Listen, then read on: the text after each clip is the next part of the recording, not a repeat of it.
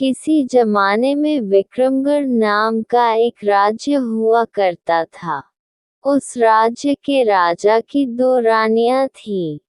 बड़ी रानी का रूप सामान्य था, लेकिन छोटी रानी काफी सुंदर थी। इस वजह से राजा छोटी रानी को अधिक प्रेम करता था और वह छोटी रानी की हर बात भी माना करता था।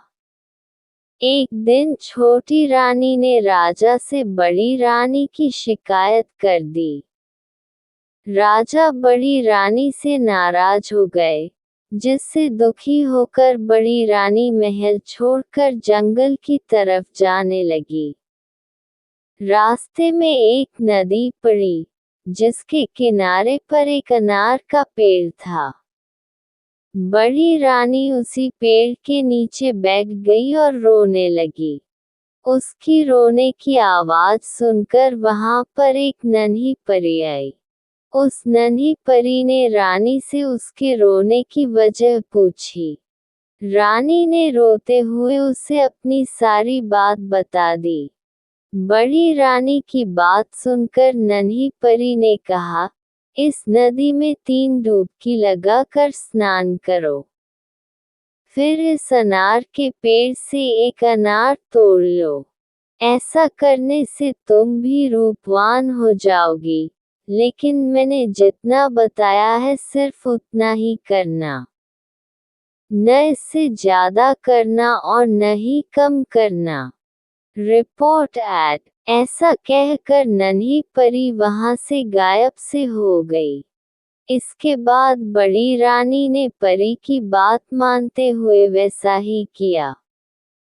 रानी ने जैसे ही नदी में पहली डुबकी लगाई, तो उसके शरीर का रंग साफ हो गया।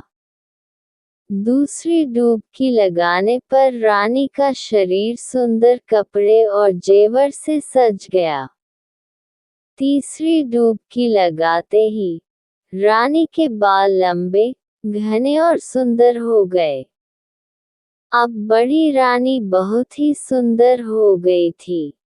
इसके बाद जैसा नन्ही परी ने कहा था, नदी में 3 डुबकी लगाने के बाद रानी ने अनार के पेड़ से एक अनार तोड़ लिया।